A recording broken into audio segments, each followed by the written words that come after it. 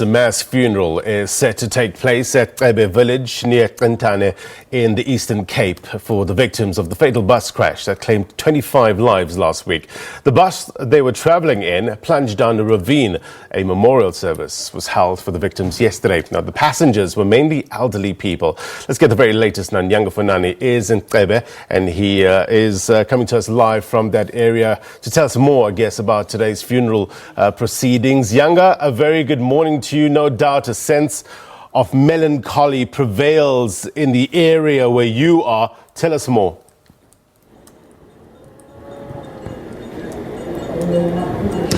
Blaine, good morning to you and to the scores upon scores of our viewers at home. You are coming to us live from Cebe village, where the people who are mourning are having a funeral for their relatives. As you can see behind us, there are a number of people from various congregations who are sort of paying their last respects as well. But to tell us more about what has happened since the accident, we are now joined by the MEC for Transport, Ghothiwe Tikana. Ma'am, thank you very much for joining us. Tell us, the relatives are are bidding farewell to their loved ones. What contribution has the province made? Thank you. For now, let me first thank the support of our external stakeholders. They've relieved our government what they've done, contributions of buying all 26 coffins, contribution from the bus families, contribution from the foundations of the congregations. They've relieved government. For us as the government, we've coordinated also, it's coming up with the logistics towards the funeral. So the number has risen to 26, if I'm hearing you correctly. Yes, there's one additional person who lost her life just 3 days before the date of the funeral, and it's a wife to one of their husbands. So it's a family. We are having, it's 22 families for now, but other families have 2 people who have lost their lives in the accident, which takes us to 26. So of the families who lost their loved ones here, how many are putting them to rest? We will be putting 26, all of them today, but as other families have said, they will take them tomorrow. But all of them have agreed that they are welcoming the support and the plea of the government that we must have a mass funeral to honor the lives of those people who have lost their lives. Ma'am, part of the complaints we've been receiving is the state of the roads in the province, particularly in rural villages.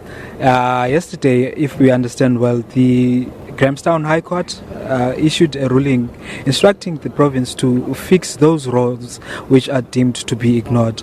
Your plans? For now, we don't ignore any road. We've made a commitment that we will do or maintain all our roads to be trafficable.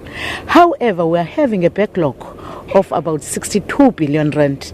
As the province, we are budgeted or we are receiving a budget of 2 billion rand. It's a 4 billion rand in the MTF period. It means we cannot do whatever we are expected to do. But the commitment we've made, or what was in our plans, is that we will be linking or joining the Centane and Tafalofefe with a surface route. It means, therefore, we cannot do both roads, the one joining from N2 to Tafalofefe, because we were ready with our plans, and that is the one which will go out for procurement processes, the one from Centane joining the Tafalofefe area. But if I can say, when this accident took place, it was after days when we've tried and maintained the road to re-gravel the road. Expectation from the people is that we must surface all the roads. That is very expensive. However, we are looking at alternative models like paving of some roads, but we are being guided by the limited resources we are getting from the provincial fiscus equitable share. The time frame for fixing the one you've just mentioned? It has started, the procurement process has started, I might say, within the first quarter of the financial year. We will be introducing the contractor in the one which was planned. But let me say, for those who are waiting for the one joining N2, we will be unable to surface it. However, we will maintain it. We do have a plan of improving and strengthening our in-house teams to do regraveling and maintenance of road.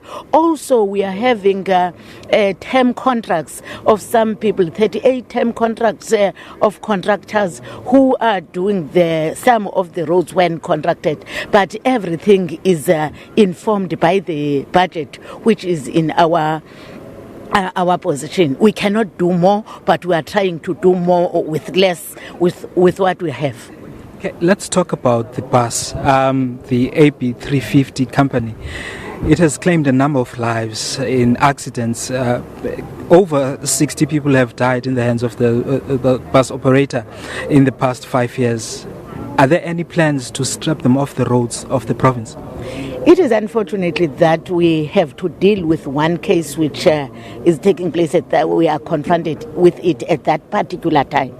For now, we are waiting for the report which might come early. We remember that RTMC came down to to support the investigation teams. So for now, we are waiting for that report. For whatever decision we can take, we will be informed by that report. We cannot judge the entire company by incidents which are taking place. We have to deal with each incident as it comes.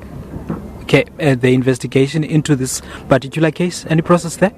Yes, RTMC has started. We are waiting for them to give us the report and we take the decision informed by the report. Otherwise, there's nothing with the road. What we are still saying now, it was overload, but we want to check whether there were any mechanical challenges with the bus. That's when we say, when we get the full report, it's when we'll pronounce on what the government is going to do.